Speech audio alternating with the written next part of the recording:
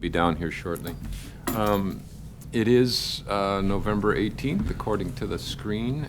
This is the Trempealeau County Personnel Bargaining Committee. I will call the meeting to order at 9:01 and look for my agenda. I'll certify the open meeting law requirements have been met. Let's do, this was actually recommended a while ago. Let's just do a quick introduction of and a roll call of the members. We'll just go around the table, okay? Ron Johnson. George Brandt. John Austin. Crystal Weisenberger. All right. We do have a quorum. We also have not an amended agenda. Okay, so we have a 17-item agenda. Move to adopt. By Johnson, second by Austin. All in favor of approving the agenda as printed, say aye. Aye. Aye. Opposed, same sign. The minutes were well done, brief, but to the point. Move for approval. Move to approval by Second. Austin, and second by Johnson. Any corrections, additions? All in favor of approving the minutes from the 11/21 meeting, say aye. Aye. Aye. Opposed, same sign. All right, the minutes are approved. We're going to move to item number 5, property and liability insurance contract renewal. I read through the stuff. It looked like we had a couple bids. I'm on one thing anyway. Yes. So why don't you describe where we're at, and is Paul one of the guys to talk to us? Yes. All right, go ahead. So the big thing we're looking at today is our equipment breakdown policy. So in previous years, Willis Towers Watson has held that contract for us. However, last year in 2021, Aegis Corporation offered it out to us. However, we decided not to go with them. But this year they had offered it to us again, and I'm going to let Paul explain just a bit more in detail as to what's being offered as far as coverage goes. This is Paul representing? This is Paul with Aegis Corporation. Okay. Yep. Okay. Oh, there he is. Good morning. Good morning. Chairman, committee members, thank you for having me today. Happy to talk about the equipment breakdown coverage. Just as a brief refresher as far as what that coverage entails. So equipment breakdown coverage provides coverage for covered cause of loss due to mechanical breakdown of equipment owned in your care, custody, and control, for which Trempealeau County is legally liable. So examples of covered equipment include electric, HVAC or air conditioning and refrigeration, boilers and pressure vessels, computers and communications, mechanical, and renewable or alternative energy. Our property policy recently added, and when I say recently, last year, added equipment breakdown coverage as a standard component to the policy. That was brand new last year, was the first time offered. I believe last year that coverage was placed with Willis Watson as a standalone monoline policy. And what I'm here today to do is to explain to you, in essence, the advantages of our policy form and why you should accept the equipment breakdown coverage contained within our property insurance policy versus carving it out and obtaining a monoline equipment breakdown policy. Okay, so the first and primary reason for accepting the coverage and having the equipment breakdown coverage contained within your property insurance policy is that in most cases, the losses applicable to the equipment breakdown coverage impact the property insurance coverage.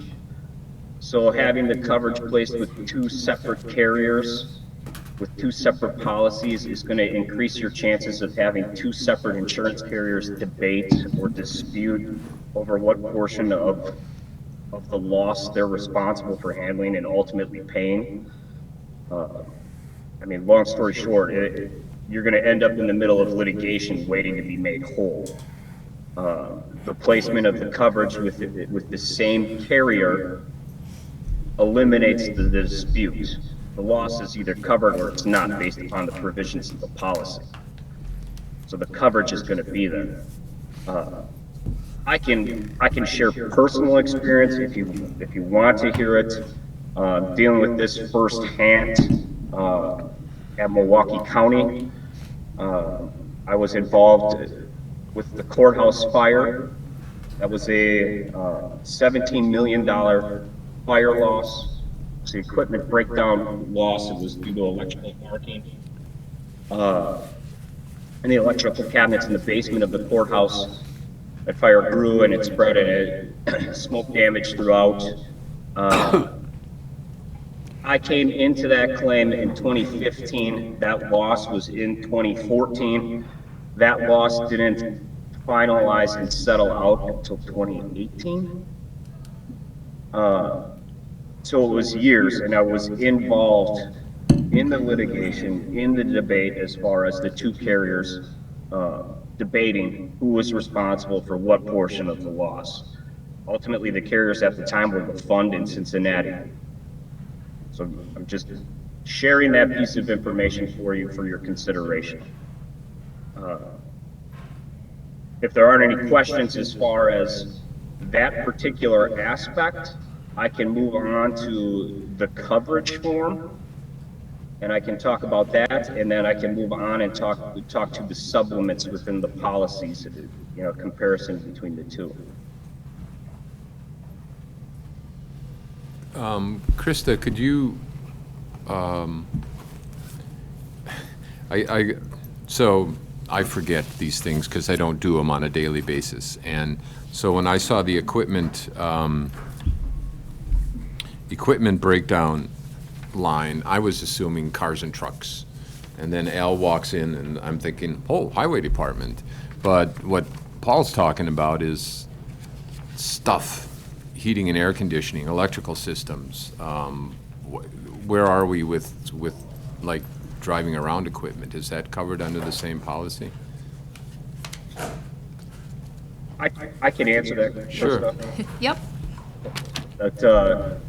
That is covered under the same policy, under your property policy. So your property policy provides coverage for direct physical loss to covered property from covered cause of loss. So your buildings, your contents, and your property in the open are covered under that policy. Your contractor's equipment, so your movable equipment, think of it as equipment that's designed, that's movable but is designed for off-the-road use. Excavators, rollers, etc., various construction equipment, but then also your auto physical damage coverage is contained within your property policy as well. So that would collision and comprehensive coverage for vehicle accidents that you own, first-party vehicle accidents. Comprehensive is anything that's not collision, hail, theft, vandalism, etc., to your vehicles, and then collision is self-explanatory. Any collision that you're involved in with your vehicles, where in essence you are at fault.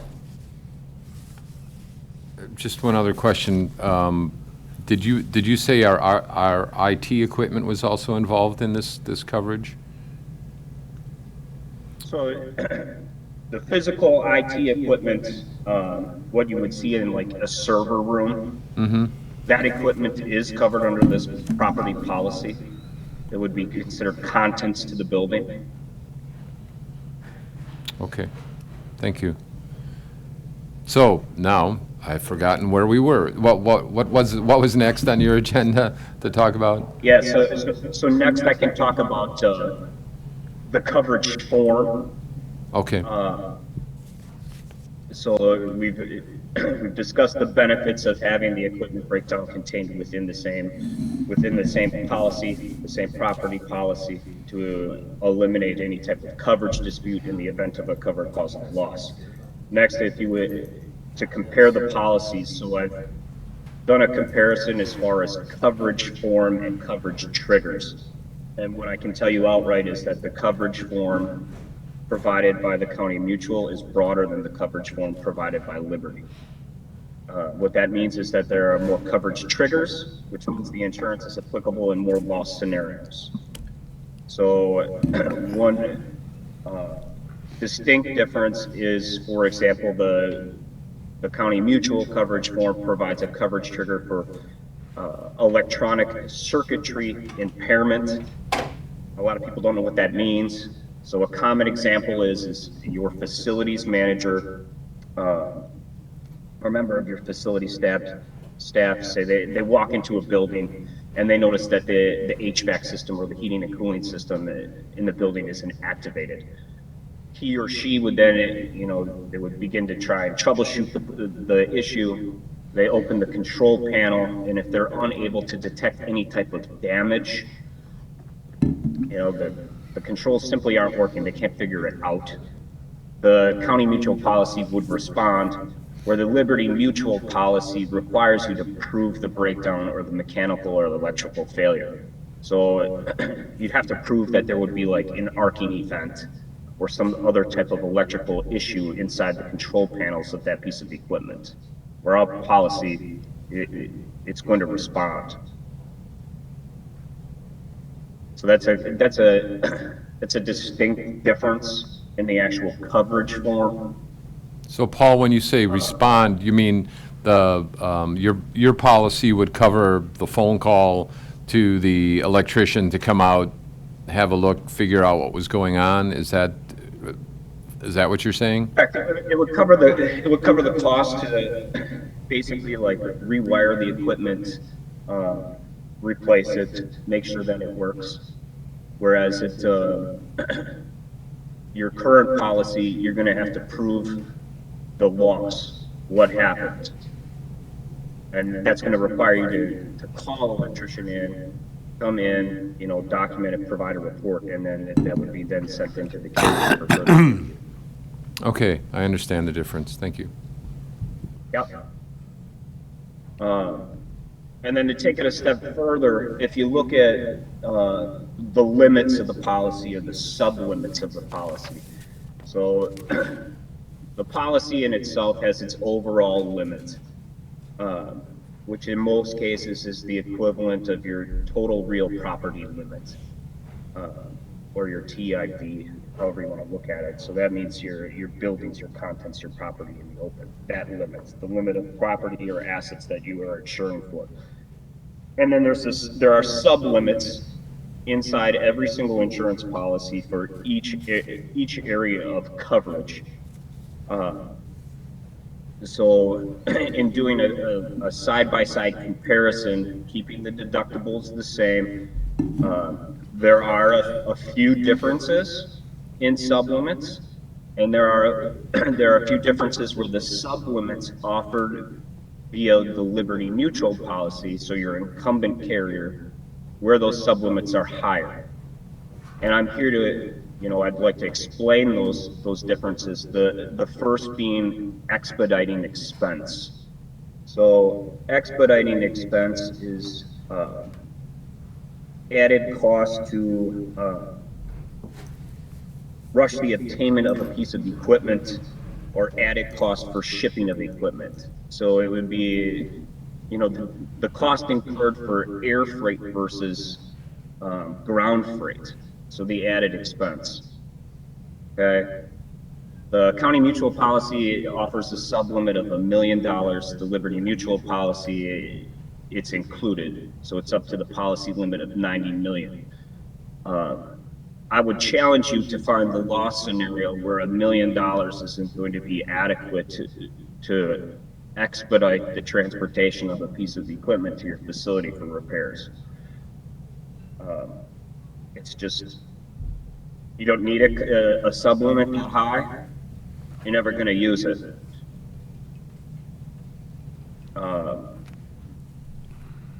next sublimit where there's a discrepancy would be spoilage damage.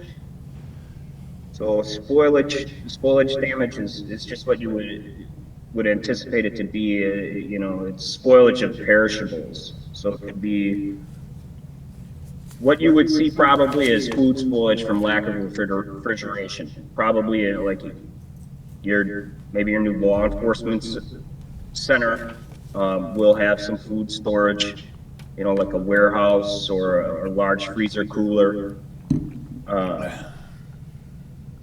And the supplement on our policy is 250,000. The Liberty Mutual one is 500,000. There just isn't an exposure that high within your entity. I mean, correct me if I'm wrong. That's But a I'm lot of unaware tater of- tots. Yes, I'm unaware of where you would have.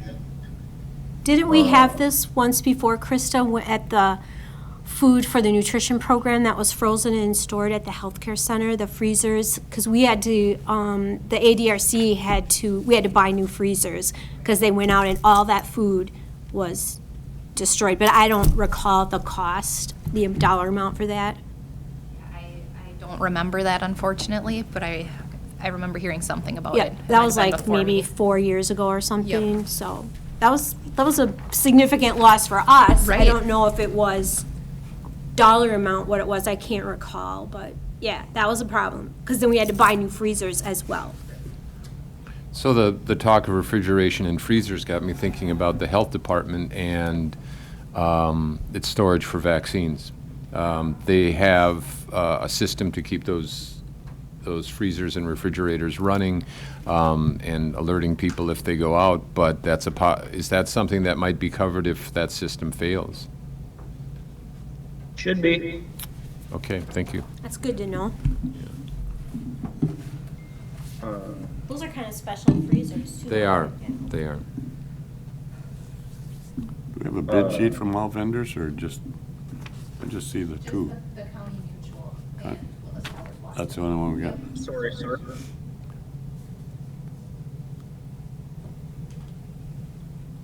So go ahead, Paul. Oh, thank you. The next supplement difference is with ammonia contamination.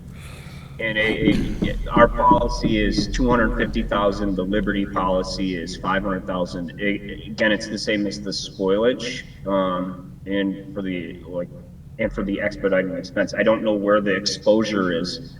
So ammonia contamination typically is in a warehouse, a large freezer warehouse, or some type of freezer unit, where that leaks and then contaminates the food.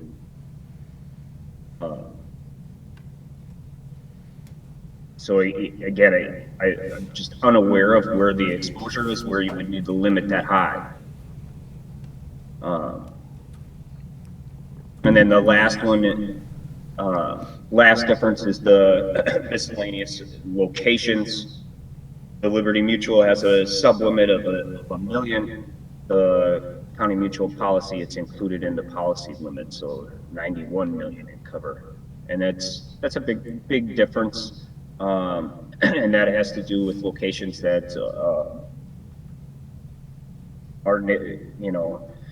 that are not currently scheduled on your statement of values. They're left off by accident.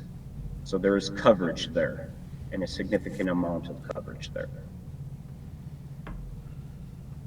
Paul, what do you mean by locations that have been left off accidentally? Are you talking about the highway shops at other sites, or? So honestly, people make mistakes, sir. And if they forget to place a particular or schedule a particular location on their statement of values.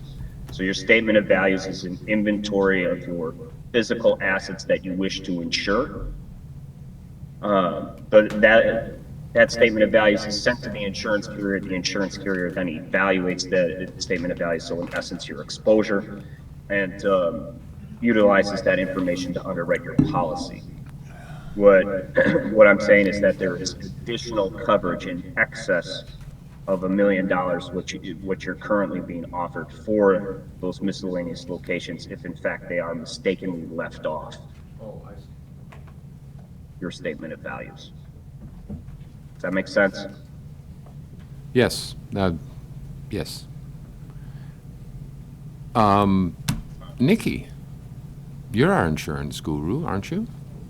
Nope, are you sure? She's sure, she's pretty sure. Okay, I thought you handled some of this stuff, so. Employee insurance. Oh, employee insurance. All right. So, Krista, why don't you weigh in here? There, only once have I heard the word deductible, and I see that on the county mutual sheet. Why don't you, and the prices, you know, as I'm reading this, the costs are close, you know, 5,800 versus 5,000, I'm guessing, in terms of the cost of the policies. So do you want to weigh in on this? Sure. So I would be in favor of switching our excess, or not, excuse me, not our excess, our equipment breakdown to Aegis Corporation, just for the mere fact that they already are holding on to all of our property and liability insurance. So to me, it makes sense to just kind of package the deal together, especially since both policies are so similar to one another. It would make our lives a little bit easier in HR2 when we're going through the renewal process. To renew these, instead of having to do two separate ones, it would just be one. You know, I've enjoyed working with Paul. He's been a great help to me as I've been trying to fumble my way through trying to learn all this new property and liability insurance. So I'd definitely be in favor of switching over to Aegis. And remind us, the reason we didn't switch last year was that was the first year that Aegis had offered the policy, and we wanted to stay Correct. with who we knew. I'm not 100% positive on why we didn't switch. From the notes that I had found from the previous HR director, it looks like it was due to a lower premium that was offered at that time by Willis Towers Watson. But like Paul had mentioned, his quote this year is very comparable. So do we get to hear from the Willis Towers Watson people, or are we just sort of working off of their sheet here? So they will be joining us at 10 o'clock to talk a little bit more about our excess workers' compensation policy, is that they also carry that. If you did have questions for David at that time, you could sure ask him that. I think we should probably wait to make a decision, unless the committee wants to make a decision now, but I think it would be fair to wait till after we talk to David, you said? Yep, David Krieger. Okay. Excuse me, Chairman? Yeah, Paul. I would just like to comment to make sure that everyone understands that this equipment breakdown coverage is part of the Wisconsin County Mutual Property Policy. Previous discussions, there was some misinterpretations or misunderstanding as far as who the carrier was.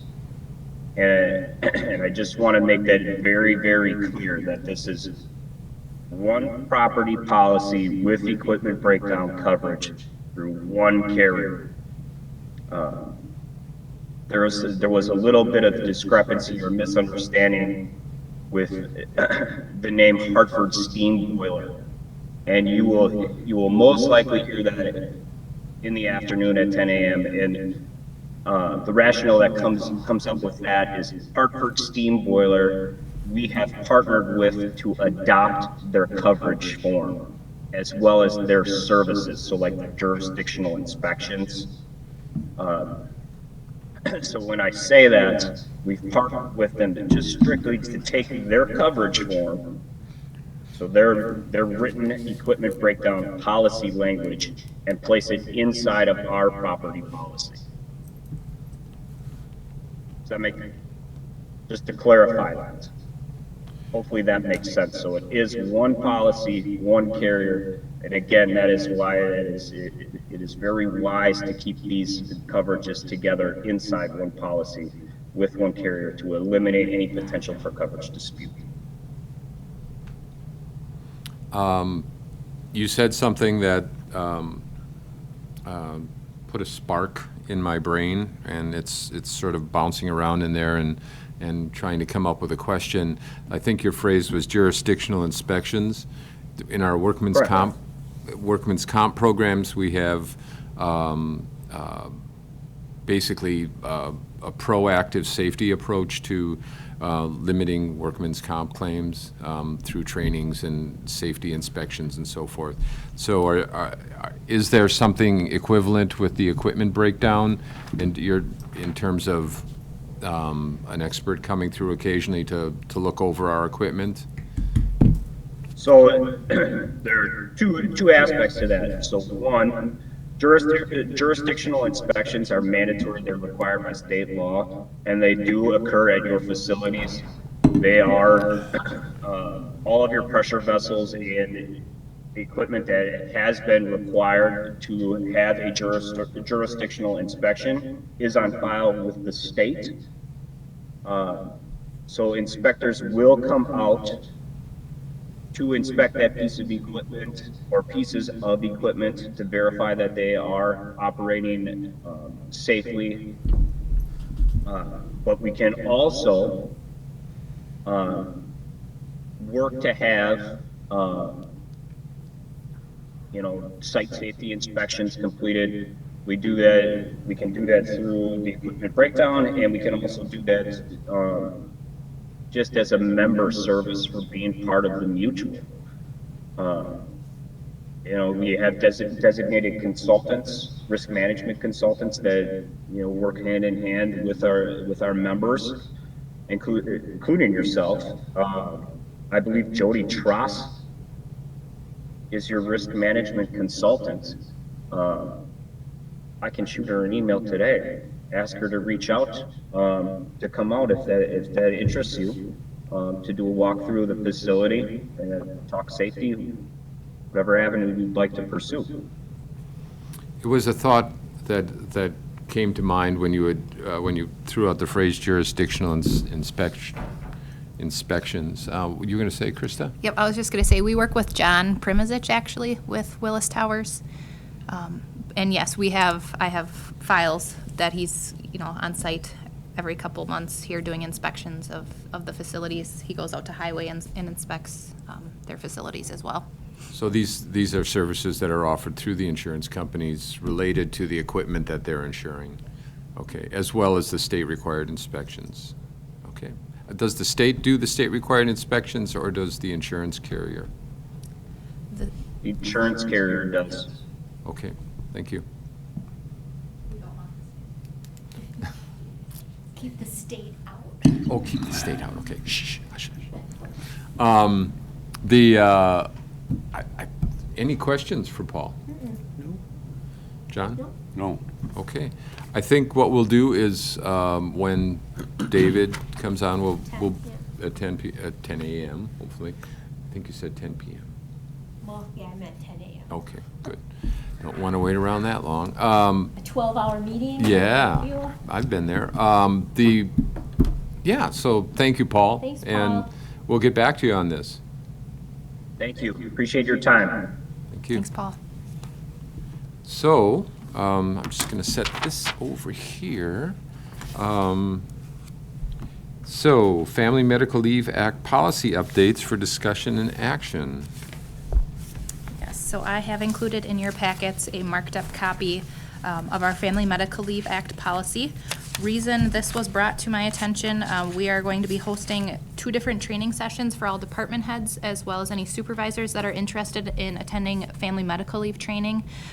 Is Mindy doing this? Yep, Mindy Okay. Dale, Attorney Mindy Dale will be conducting the training. It'll be on December 7th. We'll be holding 2 different sessions throughout the day.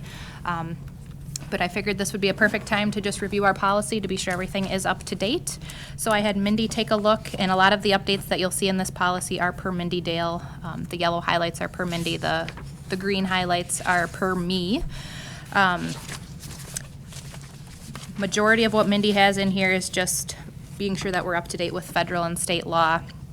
My updates are just going to be bringing us up to date with what past practice has been here throughout Trempealeau County. So for example, on the first page, it says, for purposes of the federal law, the 12-month period for determining the basic 12 weeks of leave entitlement is a calendar year. The employer does have an option to choose how they'd like that period to be ran. Historically, we've always done it on a January 1 to December 31st basis, so I just thought that would be helpful to explain that and clearly stated in the policy. The next section is under use of leave, and this just kind of provides a little bit more clarity for employees when they are taking family medical leave intermittently. Basically just stating that they provide a schedule to their department in advance, and we do just have it stated there that at least 1 week in advance, just so it doesn't create a burden on the department. And lastly, under substitution of paid leave, historically, Trempealeau County has given employees the option if they would like to use either paid or unpaid leave while out on FMLA. So again, I just clarified that in the policy to state what past practice has been.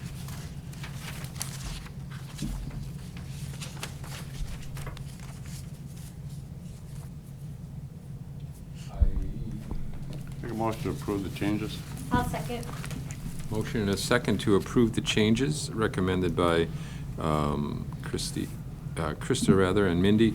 I just read all the highlighted stuff, so I didn't get to the point where, is there anything in the policy now about donating leave or That from? would be a separate policy. This is just basically the state and federal Okay. laws of the family medical leave. Okay, thank you. Not wanting to prolong the discussion any more than necessary, but in the eventuality that required paid leave, the federal government requires paid leave, that would require us to change this again. Correct. Okay. All in favor of approving the updates to the family medical leave policy, say aye. Aye. Aye. Opposed, same sign. Okay. Make it so. Going back to the insurance, how come we don't have a bid from Aegis? The one that says Wisconsin County Mutual would be the bid from Aegis. That is Aegis? Yep. All right, moving So on. Aegis is actually part of County Mutual? Perfect. Is this something that a majority of the counties use? From my understanding, yes. Okay. Because it's ringing familiar to me from my old county days. Okay. So let's move on to limited term employment, highway, wages for discussion, possible action. You have some recommendations for that too, right? Yep. Yep, there was a handout, sorry Al, handout included here in your packet of, I just wanted you to have some history of these positions. And then Al's proposals are on the bottom of what he's proposing for 2022 limited term wages. And Al, if you want to speak to that. Yeah. Do you have a copy of this? No. What is it you guys? Here, What's this? there you go. Can you put that here? So I can- Yes, I'll share with you. Thank you. That's just the LTE employees there, that one. Yes. Yeah. You're only paying mowers $17 an hour? That's a dangerous job. Yeah, mowing down to eat. Well, I actually didn't know we had one in 2016. But yeah, so you can see what the history's been. Yeah, so that's what I'm proposing at the bottom. Main reason being is just, it's the times we're in. We have struggled the last few years to fill all 4 of our LTE truck driver positions and our flagger positions. So just felt it was time to increase that pay to try and get more applicants, get more people to fill them. And then also I want to bring back the mower position as well. Does that require any training? Ditch mowing? Yeah. Not really training, but we're gonna have the advertisement worded in a way as such to where you've got experience, running farm tractors, running brush hogs and things of that nature. Mm-hmm. But yeah, really, the real basis is we've struggled to fill these positions in the past, and with the increased amount of work that we've been taking on here the last few years, which we are more than likely gonna be continuing, we wanna make sure we can get these positions filled. Because we struggle if we don't have all these positions filled. Did you have most of the LTEs filled this summer? No? No, never have, not even the last 2-3 years. No, this year we ended up with 1 out of 4. And then our flaggers, we ended up with 1 out of the 2 till about halfway through the year. We did get a second one finally. But yeah, it was tough. And, we'd like to start out right away in the spring with full staff. Our flaggers work in the winter too, don't they? They can, yeah. We've got our last flagger still on payroll here yet till the middle of December, and he'll be flagging for brushing operations. Oh, yeah, because you can brush till there's Absolutely. no snow. Yeah, yeah. This is a good time to brush instead of when the flowers are blooming. Yeah, well, we like to do a lot of burning, so when there's snow on the ground, that helps with the Yeah, burning, that it doesn't okay. spread, yeah. Yeah, and they get really hot carrying a chainsaw around, so when it's winter, Right, it keeps right. them cool, yeah. You know, so, any more explanation on that for me, or? Do you have an age limit on driving the mower? No, Oh, good. we That don't. could be my part-time summer job. there you go, yeah. Yeah. It seems Although appallingly I can't boring. be an LTE and work being a No, county you coordinator, can't. so. You can't. I would love I mean, that you- job. you're only I going don't 2 see why miles people an don't wanna hour. do it. Yeah. Yeah, it would be kind Well, of fun. for Although fif- we did have a rock hit a car once and that turned into a problem from a mower. It was about a 3-year ordeal. Yes, it was a nightmare. For $15 an hour, they didn't wanna do it. You can go to, be a flagger for, I can't do any of those. you can be a jobs flagger for unless I'm Massa and you'll get the picked up. 22 an hour Yeah. Oh, they're a lot more than that. or more, you know, so this is, even though we're proposing, is still cheap, but the difference is they don't have to go flagging all over the place. Right, right. Here, they're kinda local, that Yep. kinda helps. Come to Whitehall every day, you know where you're gonna be. Maybe we need to do a more, exciting recruitment for these jobs in the summer, because a lot of college kids and people that really need something to do in the summer Yeah, yeah, can work on that. yeah. Yeah, it's just the job market in general, it just seems tough, I mean, you look all around.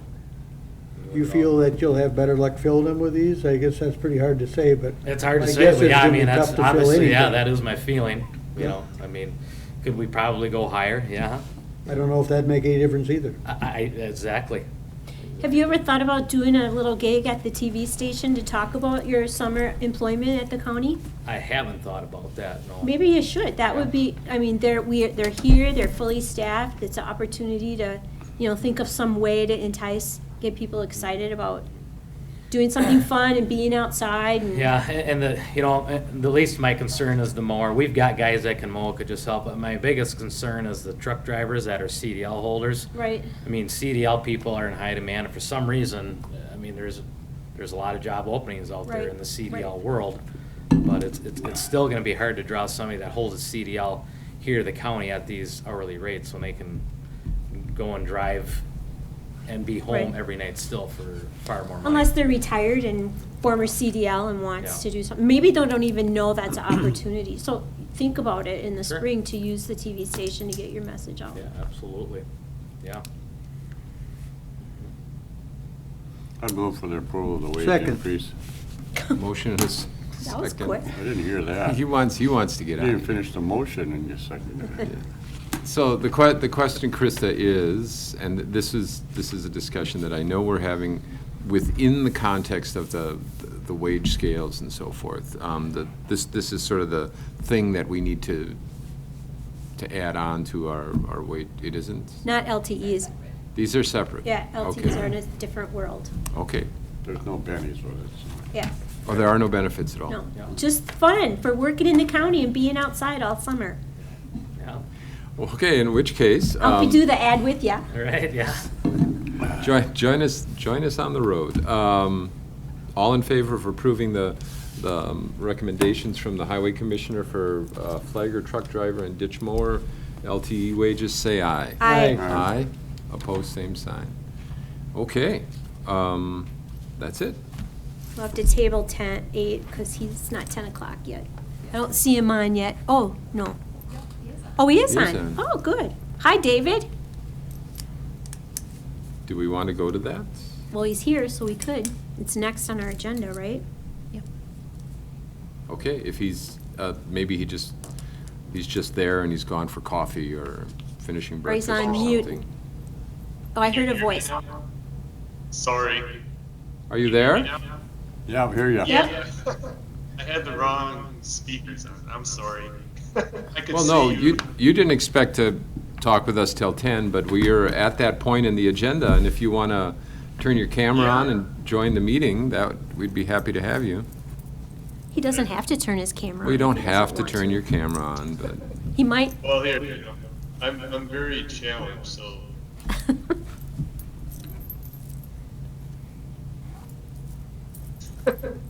You're doing fine. Just keep talking.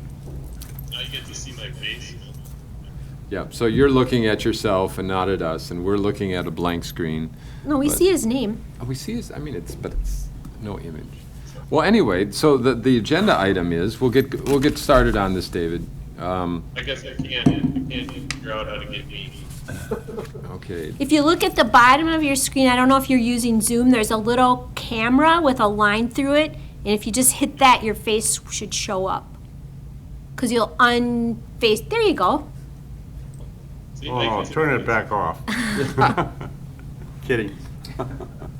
from his basement office, David Krieger joins us to talk about excess workers' compensation contracts renewal. So, Krista, do you want to explain what we've got going on here?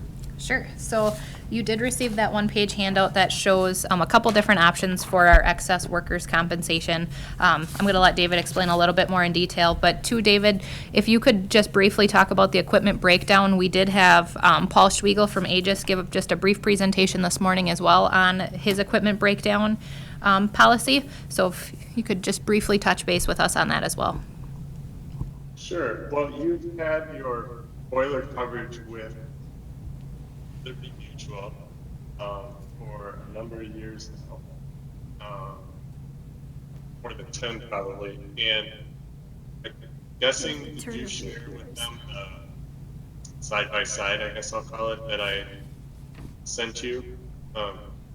So there's like a few dollars difference in premium. And based upon what I was given to review, our coverages seem to be much more robust, but that could be just because I'm not aware of what Hartford Steam Boiler is really providing you from a coverage perspective, because what they showed in their proposal was very limited. Say, David, be sure to stay close to the microphone. You're fading out when you turn away from the, wherever your microphone is. A little better. Does that seem to be better? Yeah, That's like good. that. That's good. So, was that shared last week? Or just this morning. Yeah. Well, we got it in the mail. Well, yeah, got it in the mail. So I guess it basically it boils down to, no matter who your boiler coverage is with, it's not with your property coverage. You're still gonna be with another third party. And unless Hartford Steam Boiler was providing similar or better coverages than Liberty Mutual is right now, there's no real justification to change. I think it's a $41 difference in premium. But at least based upon the information I was provided, the coverages are much different. Well, we got a overview of the coverage differences, but also we were assured that it was going to be worked into our Aegis County Mutual policies. It wouldn't be a standalone policy. Well, they might say that, but the paper is still with a different carrier. Hartford Steam Boiler doesn't write their property. Hey, So- hey, David, I just sent you a quick email from Paul too. So and I can read you this quick paragraph. So it says the equipment breakdown coverage offered by Aegis through WCMIC property, through the property policy, the coverage is on WCMIC paper, not on HSB paper, meaning one carrier, one policy through the county mutual. Did you get that? Yeah, I'm reading it, sorry. Oh, okay.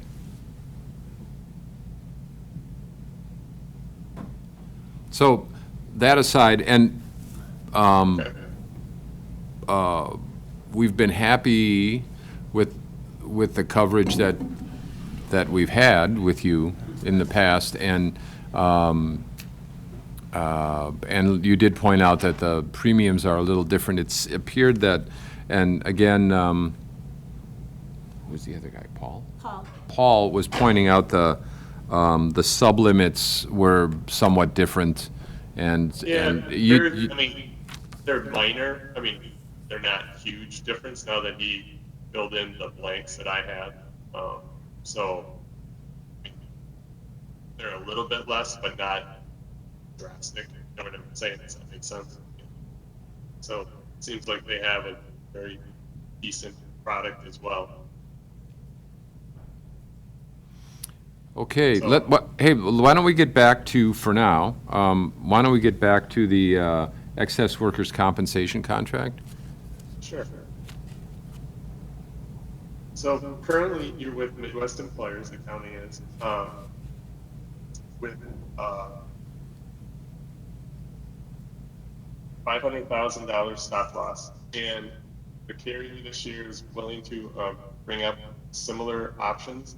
They actually provided the same as expiring, and that would be up a little bit, about $6,000 in premium, which is mainly driven by the increase in payroll for the county. And then they also offered a few other options with a higher specific loss limit. You currently have a 500,000 for everything but the sheriff's department, 750. So that would remain the same regardless. But if you increase all other self-insured retention to either 550 or 600,000, you could save $6,000 to $12,000 additional. Could you explain, but again, as I said earlier, we talk about this once or twice a year, and I tend to forget from time to time what that lower number means exactly. What's the difference between a 500,000 and a 600,000 minimum number there? So Well, I know right it's now- 100,000. 100,000 of what? Dollars of what? So on each and every, if an employee was injured, that's considered one occurrence. So for every occurrence, now if there was multiple employees injured in a event, one occurrence, the most the county's gonna pay for any or all of their injuries, medical expense, lost time, wages, lost time, until they're back to work, would be at present 500,000. Unless it involved sheriff, police officer. And the maximum is 750. So that's in essence your stop loss, probably familiar with that term, medical perspective. So the most, any one occurrence the county would be out of, your cost would be 500,000. If it was $1 million claim, let's just say, God forbid, an employee was injured and they became a quadriplegic, and their lifetime medicals and things like that, and a few $1 million in the remainder of their life, the county would have paid 500,000, and anything above that would be paid by the Midwest employer. Okay, so then I understand with that higher minimum or maximum limit of 600,000, that leaves the insurance company with less to pay, so. Right, so Right. the more risk county takes, i.e. increase in the SIR, 5 to 550 or to 600,000, the less fixed cost premium that Midwest employers want. Okay, thank you. For an additional $50,000 of risk, they give you roughly $5,000 credit. I don't necessarily feel that that's worth it. That's just my opinion. Now, your history as a county, you haven't had any individual losses approach that level. So you do have a history, on your side.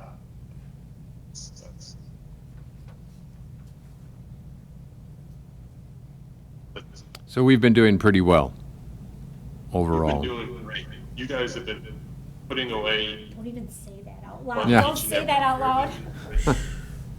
You've been doing really, really great. You guys have, when you went to this roughly about 10 years ago, since then, you would have to tell me, because I'm not privy to all your financial statements, but that rainy day fund that you created and then what you saved versus what you would have paid and fixed, premiums to the carrier, I'm sure it was, in excess of multi-million, 3, 4, 5 million in the last 10 years alone. Yes, So- you've done, you are very wise as a board, or as a committee. That's good to know. Good to hear it. So Krista, you know what David is suggesting is that it's really not worth it to go with the lower cost option, just in terms of, it sounds like there's, the benefit, it doesn't outweigh the savings. Right, so for 2021, we paid $109,000 approximately in our excess work comp for our premium. This year, if we keep everything exactly the same, it'd be about $115,000. Right. Correct. Yep. That's exactly correct. It looks like if we did the $550,000 in stop loss, it'd be $109,000. So premium would basically stay the same if we increased it about $50,000. Yeah, But- it goes up about almost 1,000, yeah. Are you suggesting we Close to increase it? 110. David, would you suggest, based off of our loss history, that we would increase it? To the 550? No, here's where you come into, basically, it's legalized gambling. All we're doing now is betting that past experience will predict future events. You know, you have a great track record. You haven't had any single occurrence approach the 500. So that obviously means you haven't had any single occurrence approach the 550 as well. Yeah, I mean, basically we could keep, it's about $1,000 more than currently, because it's 109.10 right now, and it'd be 109,986 for the renewal. But that would be, you know, a prudent gamble, I guess is what I'd call it, based on your history, Krista's and other employees, you know, the culture that you've created there. I think you wouldn't be adverse, you know, unnecessary risk by increasing that retention. Dollar amounts are virtually the same. So by increasing our risk by $50,000, it would up our excess loss bill from last year by 1,000. If we left it at 500,000, we would be increasing by $6,000 from last year, but that's the Yeah. nature of the market at this point. Yeah, just to give you an idea, the excess market as a whole is really, for a better term, ugly. Just reading the paper, what's driving this is events that hopefully don't take place down at Michigan with the jury verdict, or, you know, events that happened a year ago in Kenosha or Minneapolis, or officers that were killed in ambush in Houston months back. It's all those type of things that are driving premium up in this area, and the retention. We caught most of that. I think what you were saying was, I think what I heard you say is that the possibility of civil unrest, especially as it relates to units of government, and the kind of retention rate and the possibility of newer people not being in the culture, the safety culture, are both driving the market up in the Yes. excess coverage. Okay, I understood you correctly then. You did. Scary. It is scary. Yeah, it is. It is very scary. I'm glad I'm not on a school board. So, let's defer to our HR's director here. Give us a recommendation. I could go either way with the 50 or 55. I'm not a gambling person.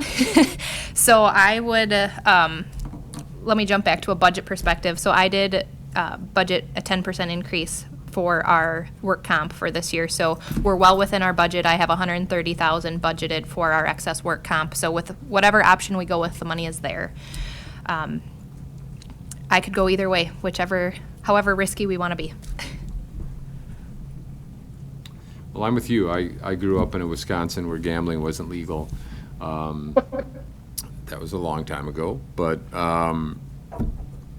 not much of a gambler myself. So I'll leave it up to the committee. I'll wait for a motion.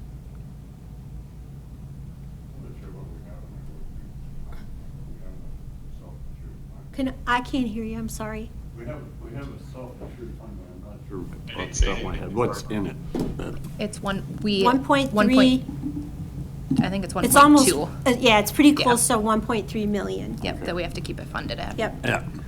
That's And I thought we- sacred dollars that no one can touch. I thought we were actually trying to get that up to 2 million, but I don't know if we, Well, maybe we could, I don't know. we're working on it, it's just slow. I don't like to Built talk up. about that either, because that's been good. Yeah. Let's not jinx ourselves. Yep, knock on wood. So I sort of feel comfortable with where we are right now. I don't know if that's a motion. Okay, I'll take that as a motion to keep our SRIR at 500,000 and 750 for the sheriff's department. Is the sheriff on? Is that good for him? Does he feel comfortable with that? Well, that's a motion. 750? Oh, yeah, that's us, though, yeah. Do we have a second? I'll second. Oh, did I make that You motion? did I made motion, the you can't motion. second. You did. I'm sorry. Johnson will second it. Okay, so to maintain our current level of coverage and agree to the premium of $115,031. Okay. Anything else? Okay, all in favor of approving that level, say aye. Aye. Aye. Opposed, same sign. Thank you, David. Thanks. Thank you. Anything else you need from me?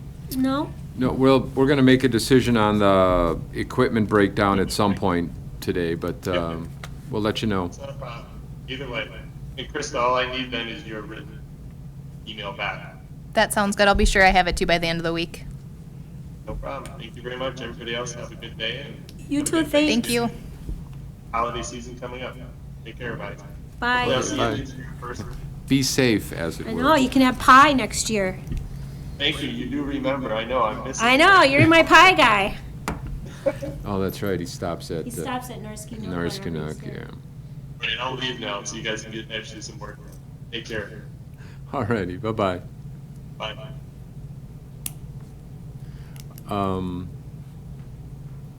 I trust him, just so you know, because he's been has led us in such a great direction. So, Mike, when you, anyway, you didn't have your mic on. that's all right. Okay.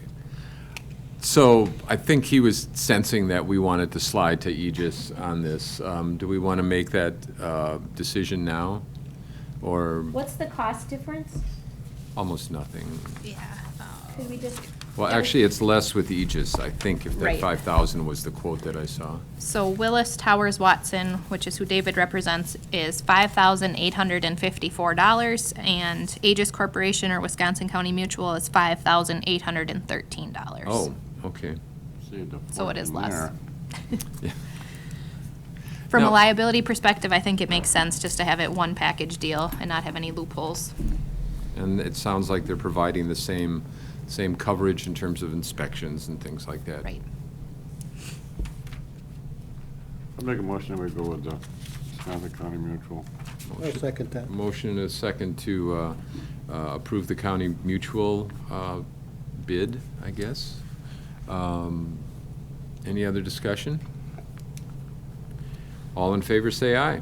Aye. Aye. John? Aye. Opposed? Okay, it carries.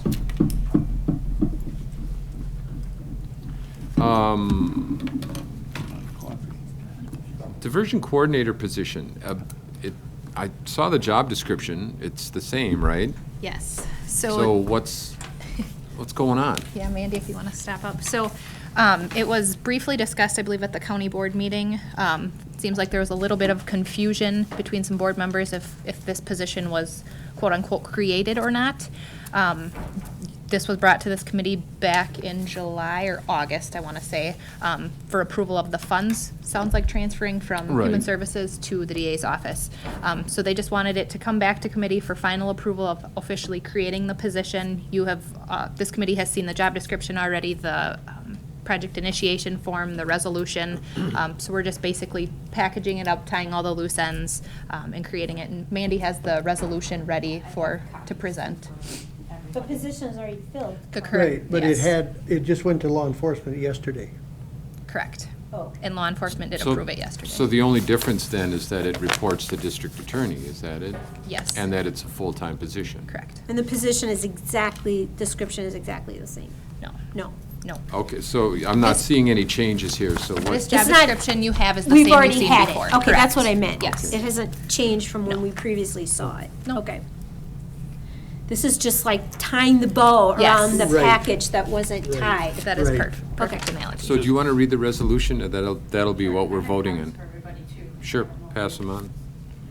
And it's in the budget. That was the issue on Throw the your county mic on, board. too, when you do It's that. in the law enforcement budget, correct? Okay. Thanks. Holy cow. Well, it's a lot of stuff attached. I see the attachments are, I read this yesterday, but I can have another one. Okay. I have an extra one if someone needs it. okay, there's a, Throw it in Kellen's box or something. Oh, yeah, I will. I will. Sorry, I'm making a lot of noise here. Too much coffee today. got all the paperwork, okay. So go ahead, you want to read the resolution? Turn your mic on. Sorry about that. Whereas that on July 21st, 2021, the District Attorney John Sasha and Deborah Sukla, Human Services Director, addressed the Law Enforcement Emergency Management Committee presented a resolution which included moving the responsibility of the Diversion Supervision Program to the District Attorney's Office. The committee signed and approved the resolution. A copy of the resolution is attached. And whereas that on August 18, 2021, the District Attorney John Sasha presented the 2022 proposed budget to the Law Enforcement Committee. This proposed 2022 budget contained the provision for funds for the diversion coordinator position. And whereas that on August 19, 2021, the resolution previously mentioned was presented to the Personal Bargaining Committee by the District Attorney and Deborah Sukla. The committee signed and approved the resolution. And whereas that on September 7, 2021, the resolution previously mentioned was presented to the Executive Finance Committee by the District Attorney and Deborah Sukla. The committee signed and approved the resolution. And whereas that on September 20, 2021, the resolution previously mentioned was presented to the County Board by the District Attorney and Deborah Sukla. The County Board adopted the resolution. And whereas that on September 22nd, 2021, a job posting was advertised for the diversion coordinator position in the District Attorney's Office. And whereas that on October 8th, 2021, the District Attorney John Sasha and Amanda Daffinson presented the 2022 proposed budget to the Executive Finance Committee. This proposed 2022 budget contained the provision for funds for the diversion coordinator position. Whereas that on October 14, 2021, interviews of potential candidates for the diversion coordinator position were conducted. And whereas that on October 27, 2021, the offer of employment was given to Wayne Opitchka. And whereas that on November 1st, 2021, the diversion coordinator started employment. Now be it resolved that the Trumpealeau County Board of Supervisors approves the creation of the diversion coordinator position in the District Attorney's Office. oh, you've really got the whereas's language down. It's not easy writing one of these things, you know? No.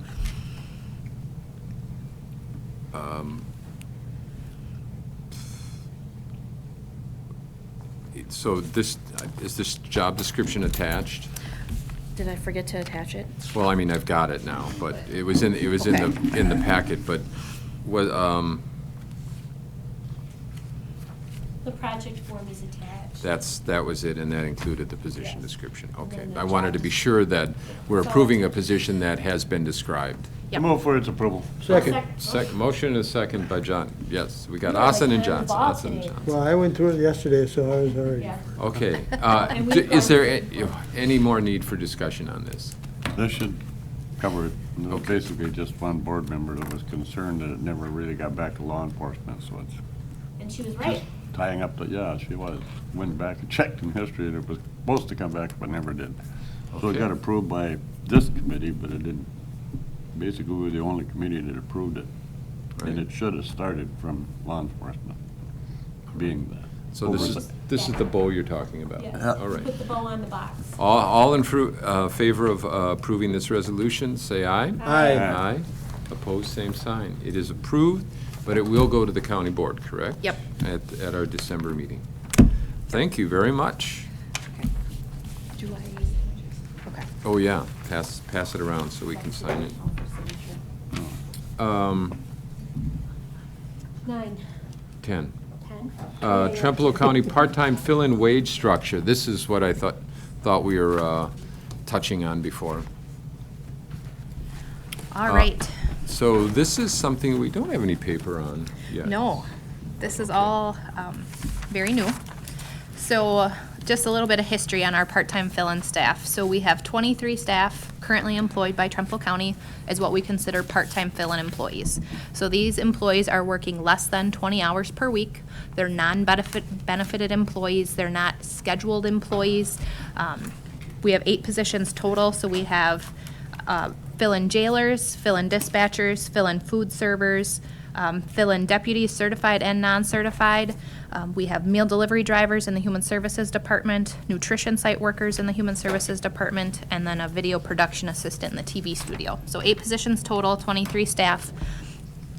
In the last, So wait, I have a question. Yeah. So there's 8 positions and 23 people fill these 8 positions at various times? nope, we have 23 on our payroll On the as we payroll. speak. Yep. Okay. Yep. All right.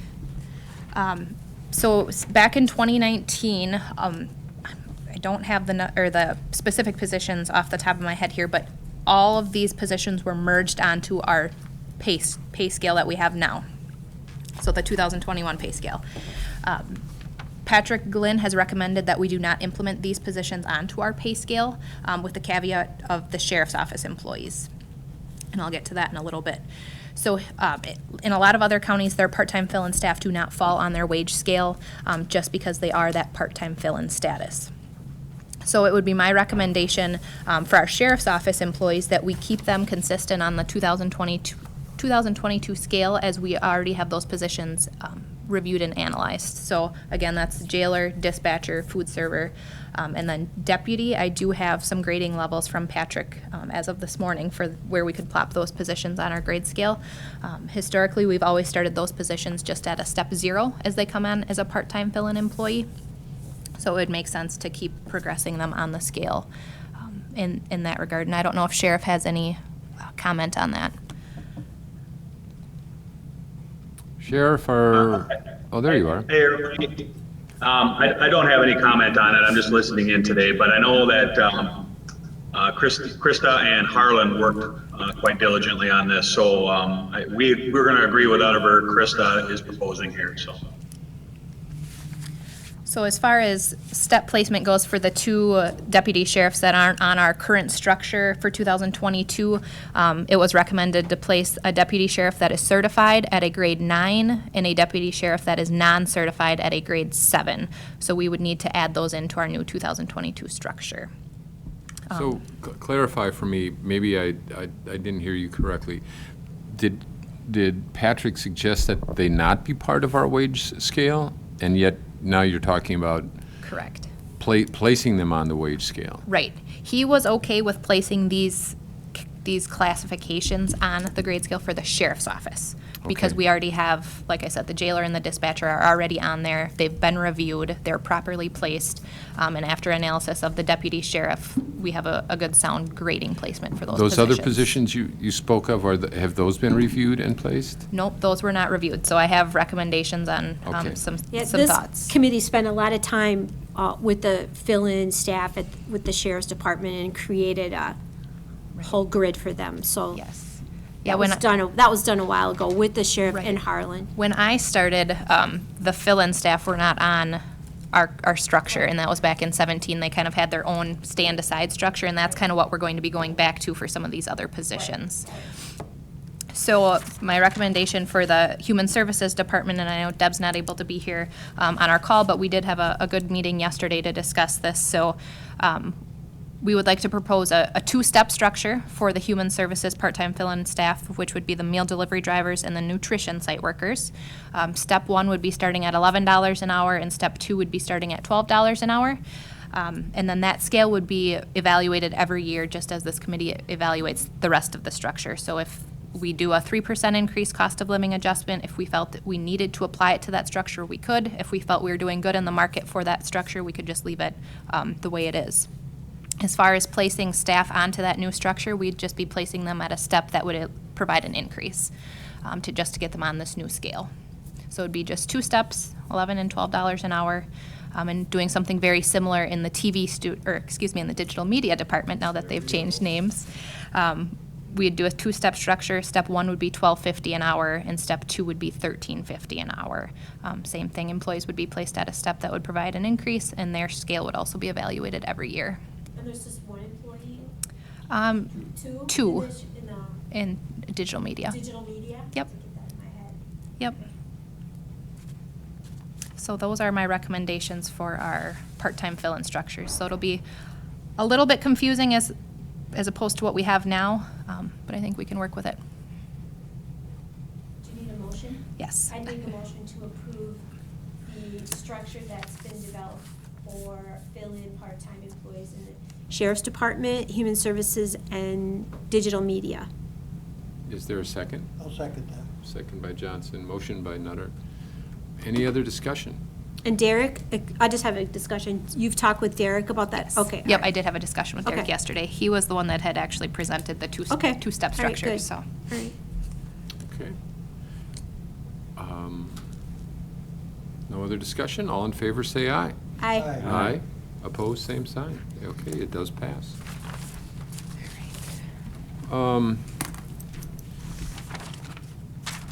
Number 11, base compensation administration guide updates for discussion. That sounds heavy. What do we got?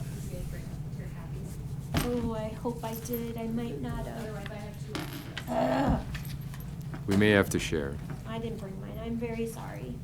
John, did you bring your? No, but that's all right. That's all right. I had it in my hand and. Got it. Give it to those guys over there. Well, we can all reshare it. No. Do you have it on, could you email it to me? Yep. Yeah, then I can just look at it on. Give it to Ron then, yeah.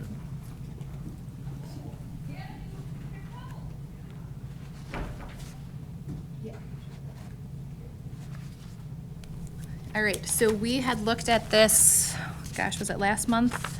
With just some of the tweaks that we were proposing. Carlson Detman has taken a look at this as well. Not sure, I know we wanted to look at it closer towards the end of the wage or the compensation study, just to see if there was anything else that needed to be changed. George, I know you had an update on page 3. Oh, great. I really should have brought my stuff along. What did I, Do you have your computer? no. I mean, I do at home, It's in the. in a bag. Oh, if she Under the sends it bed. to me, I'll let you look at it. Okay. So what was my suggestion? You should, just always bring your laptop. Just a friendly reminder. So on page 3, under purpose, it says a job description is used to describe every job. It is intended to document the minimum requirements of the Right. job as it exists at the present time, and we wanted to just remove the word minimum. Yes. Oh, I remember that. That was a long discussion, actually. And I think I had a lot of agreement on that because I was thinking back to our previous wage study 10 years ago, and if you do the minimum, you don't, I mean, if you're describing the minimum job requirements, you end up missing what it is that's actually going on in the department, so, or in that job. So I certainly understand that. I mean, especially under the physical requirements, minimum means being able to sit, add and subtract, things like that. But so I It's would a bit like to take confusing. that word out. Other than that, I was not sure if there were any other updates that this committee had, or if we wanted to table it again till next month. Can I ask a question? I don't know if it's I mean, I'm gonna try to fit it into this agenda. When are the first appeal hearings happening? Sure. So pre-appeals are due to HR by 12 o'clock tomorrow. Okay. And then from there, Carlson Detman will be reviewing all of those pre-appeals and then providing employees that submitted a pre-appeal with a document that shows the rating levels for their position. Okay. So for example, let's say a position requires an associate's degree and 3 years of experience. They have different rating levels tied to that, and basically they used what was submitted on that job description questionnaire that was submitted by the employee and the department head. So they're tying their rating levels to that, which then in turn places them on a grade within our new structure. So tomorrow's the first deadline, and then from there, employees will be reviewing that information after Carlson Detman provides that to them, and then they'll need to make a decision if a formal appeal is necessary. And what's the deadline for that decision? Deadline for that will be 12 o'clock PM on December 6th. So way before any of our personnel meetings for December. Yep, so Okay. then I can kind of keep walking you through the process. So after that December 6th date, employees will submit those to HR, I'll send them off to Carlson Detman, and then I'll be scheduling meetings with the department head, myself and Carlson Detman to review those. And those meetings are tentatively set for December 9th, I believe. And then after that, Carlson Detman will make a recommendation to this committee at their December 16th meeting for this committee to decide if those appeals will be accepted or not. Oh, okay, so we will be looking at every employee who's made an appeal. Correct. Okay. Yep. That makes me feel better. Yes. Okay. Yep. Okay, so we're back to, for now, we're Do you back. want to look at this? I have it on. Sure. Kind of just- Yeah. Oh, you need a paper Al. one? Okay. Al is helping me out here, thank you. All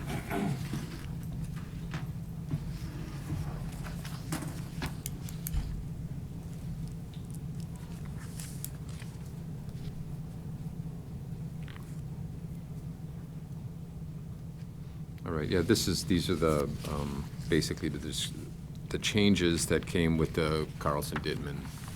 This is at our last meeting, right? Right. Yep. In November, yeah.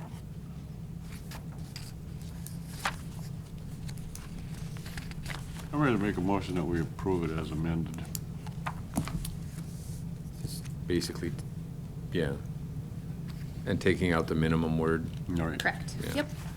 because all of that can be, yeah. So this then becomes the Carlson Detman system. Yeah, this will become how we administer our entire compensation program here for Trempealeau County.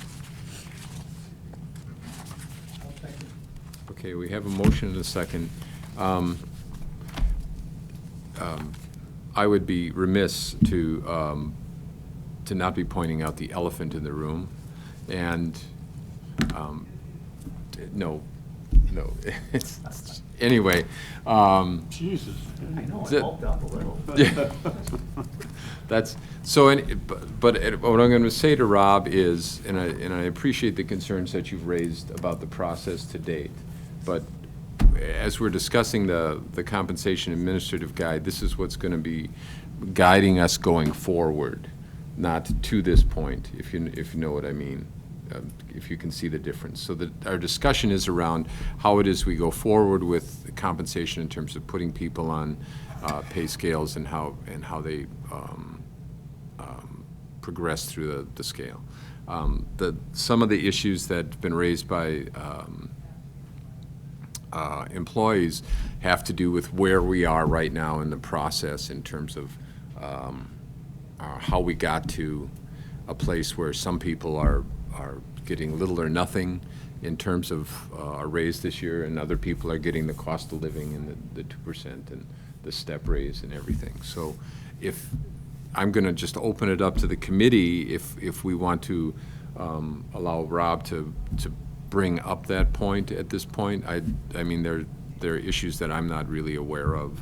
Well, I feel we have to let the appeal process go forward because people are having the opportunity to grieve. There are 5 people I understand that are at a level where they will not get an increase. There's nobody who's getting a pay cut. But I don't feel like we can make a decision until we look at each individual who has appealed their status in the new pay raise, and then we make a decision at that time as a committee on whether or not we agree with what Detman Carlson has suggested to us, or if we want to do something different. But I don't feel like we're tied into anything right now until we hear the appeal. This is like putting the cart before the horse. Okay, to actually hear. But I understand to- that to people go- have, I'm not going to say people do not have issues with this. You know, there are people feeling they're only going to get an 8% or 8-cent raise. There are people who think they're not going to get any raise. There are people who think they're getting a pay cut. And we clarified that at the board meeting. Nobody's getting a pay cut. Salaries are not going to go down. I mean, God forbid we would ever be in that position where we're actually saying, sorry, you're going to get a $2 pay cut next year. But I think we have to let the process work. I mean, that's my opinion. Is it a possibility that they get placed on this new wage scale based on, like you said, based on the description, job description? If somebody didn't do a good job of writing a job description, they got placed lower? It's very possible. The job description is a very key, important piece of this process, and it's very important that employees and department heads all did a very, very good and thorough job in that job description questionnaire process. But again, that comes back to the appeals process. That's exactly what that process is intended for. If there was a, The appeals process will bring that out, though. correct. Right. Yes. Right. Yes. And I think when the supervisor and the employee meet to talk about this appeal process, they need to have the job description in their hand that they sent forward and say, well, this is not, because this is what happened with, what was that other agency? Whiffley, is that people just wrote vague job descriptions and job descriptions that weren't even accurate to what the employee was doing. So it's really going to be paramount that the employee and the department head come with a sound recommendation as to why this isn't correct, and based on what they do in their job and what the job description is. And it was my hope that every employee really took that seriously when they, I mean, it was I looked at what they were asked to fill out. There was a lot of information that went into that survey or whatever you want to call it. So, but I mean, I feel like I'm having a flashback to Whiffley, you know, and I don't want us to be in that position again. And I want employees to know that this committee has really worked hard to try to lift employees up. And I don't think any of us want people to feel like we're not acknowledging the work that they do. And that's why I want the appeal process to play out, so that we actually know what we're talking about, instead of just, you know, I'm only going to get an 8-cent raise. Well, I don't know that. We have to let that process run out, or play through, or whatever the word is. One thing to point out with that, I was just reading. Speak into the mic, yeah. Yeah, one thing to point out with the appeal process is that there was a memo sent to us department heads, though, that states that the appeal process is not going to address the issue of where an employee is placed within that grade as to far as what step or what pay rate they're on. It's only to address the grade they're in. Right. So what I'm hearing, you know, I've got 50 guys out there, and I'm hearing a lot today, obviously, from this process. Now we're, the 4th day into it. And a lot of the issue is not in the grade, it's in the pay. And it's the 2% that, you know, many are not receiving.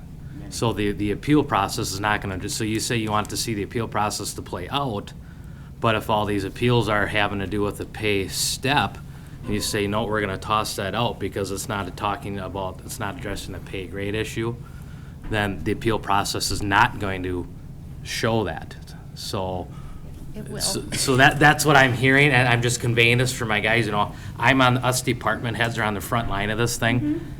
We're getting bombarded, and Can somebody explain to me why many people are not getting the 2% raise? Go ahead. Yeah, absolutely. So I can tell you That's for a the fact. cost of living Let her raise. tell us. Yes. So there are 5 employees throughout Trempealeau County, the entire county, that are what we call red circled. So basically meaning they have been overpaid according to the study. Right. And so we need to slow them back down and put them back into where the market is telling them where they need to be. So we have 5. We have 4 employees that will not be receiving that full 2% based off of, again, they received a step, but then they're maxed out at that step 16.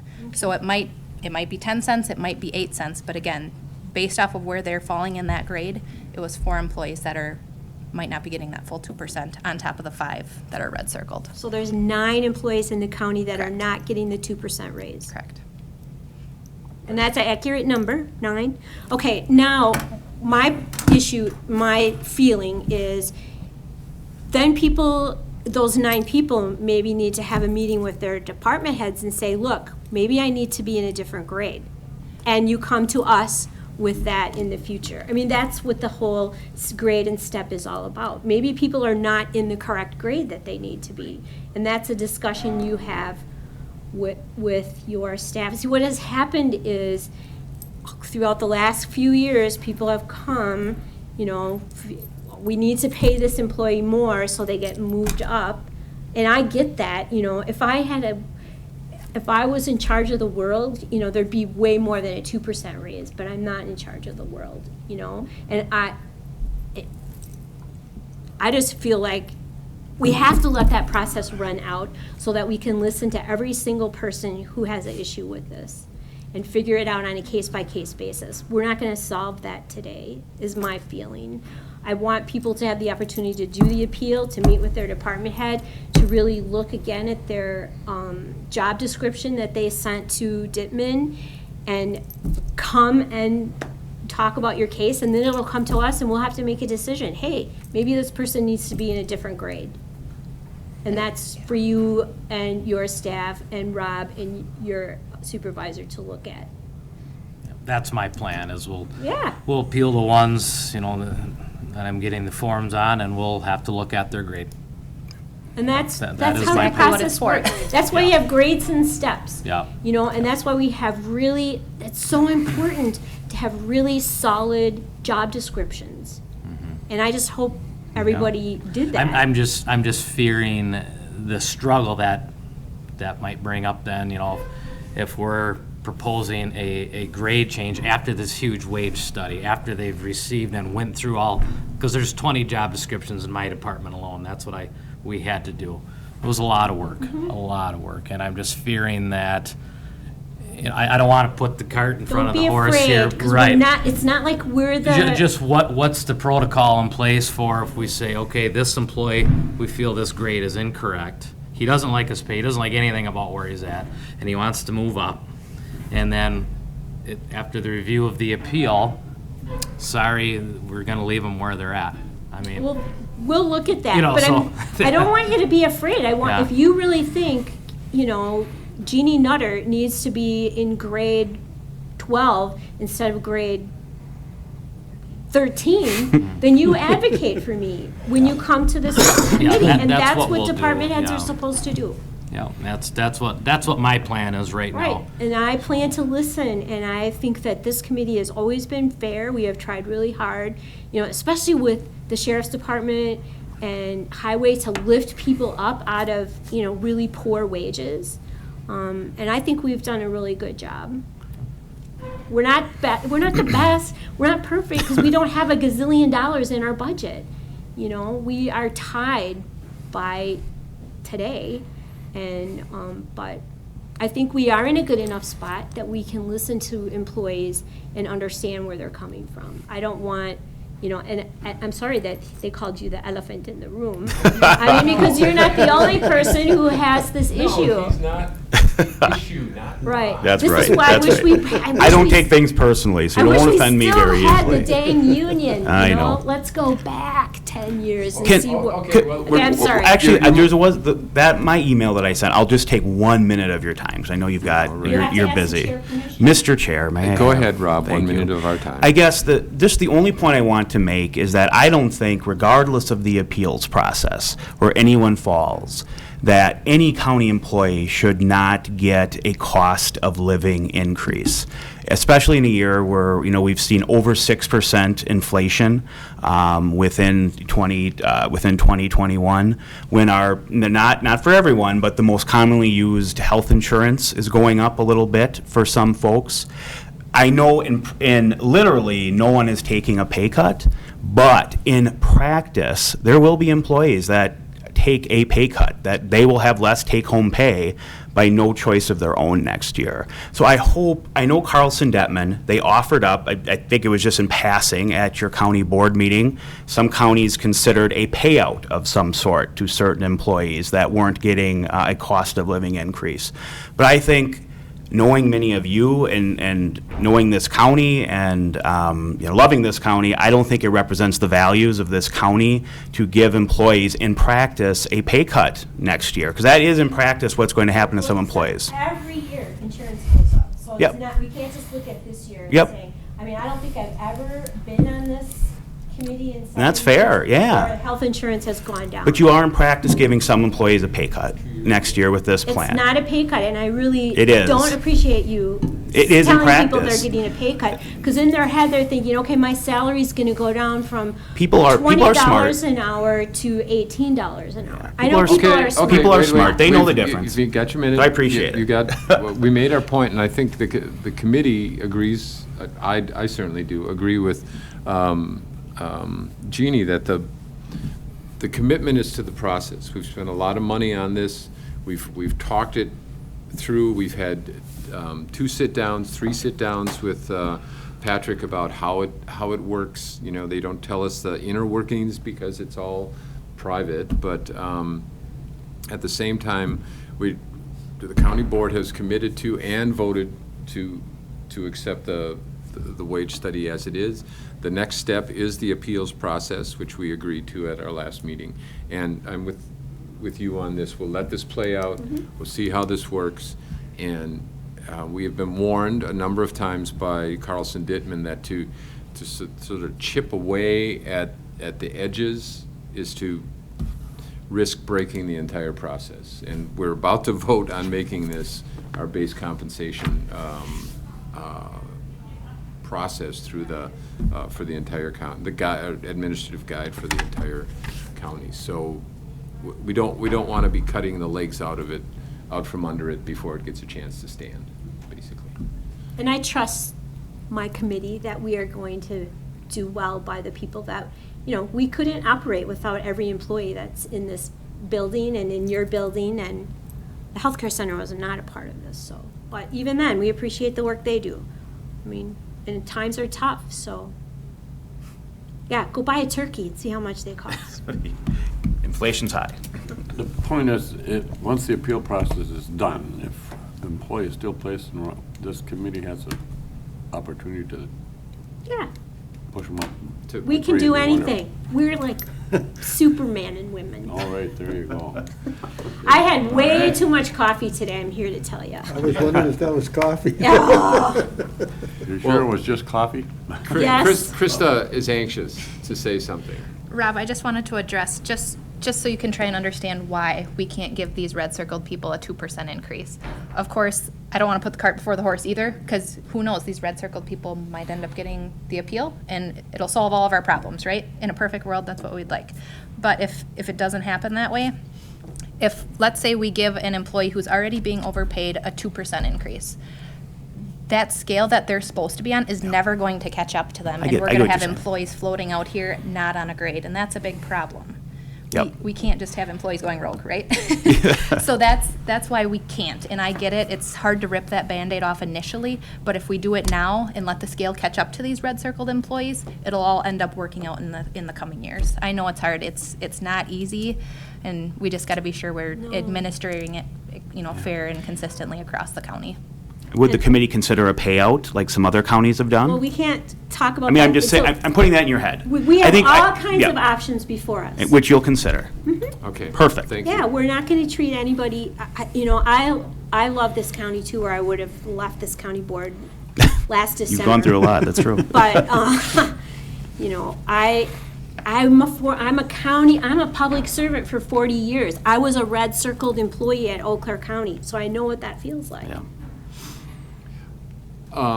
We have a motion and a second to approve the base compensation administrative guide as amended since the wage study by Carlson Dittman. Any other discussion? This has been fruitful, I think. All right, all in favor, say aye. Aye. Aye. Opposed, same sign. It passes. This will be our guide going forward. So are we thinking January is when we'll be hearing the appeals, or December? No, at the December 16th Oh, meeting. yay, so this is on the fast track. It Yes. should be ready by December 16th. Okay. yeah. So, yep. Thanks for coming down, Rob. Thank you, guys. Al, it was nice to see you. Good seeing you guys again. Yeah, it's been a while, It's huh? been a while. Yeah. you know. And next year, please don't cut the wildflowers Rob. down on H.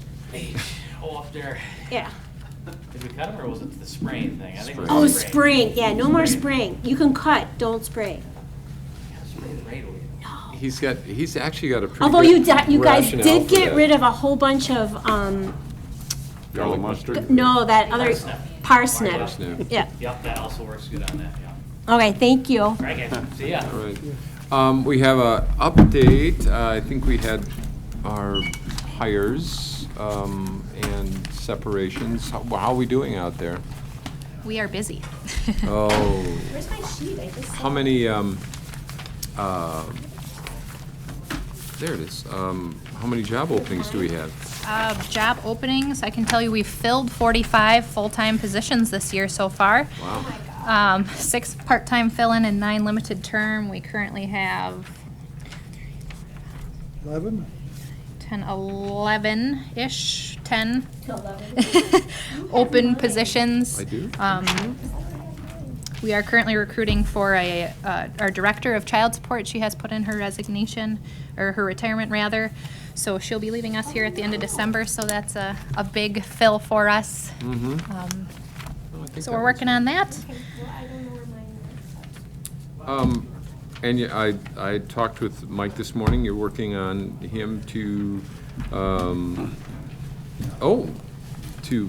create the conservation position? Yes, Or so. actually, Carlson Dittman's working with him. Yep, so that'll be put through the appeals process on the basis of that position has significantly changed. And so we'll submit it through the appeals. So you've just given me the rationale. I assumed that, sure, go ahead. I assume that because there already is a conservationist position, that it would be similar or exactly the same, and Yep. that's why I was confused as to why it had to go through Carlson Dittman, but what you're actually looking at is the planning zoning specialist Right, position, changing making it. that changing Yep. that significantly, okay. Yep, otherwise, we would have had to wait for the reclassification process, which per the base compensation guide is only heard once per year, so he would have had to have waited, but this way we can work it through and help him And hopefully get it expedite. posted in January sometime. Yep. I have a quick question. There was an ad in the paper for a family services supervisor.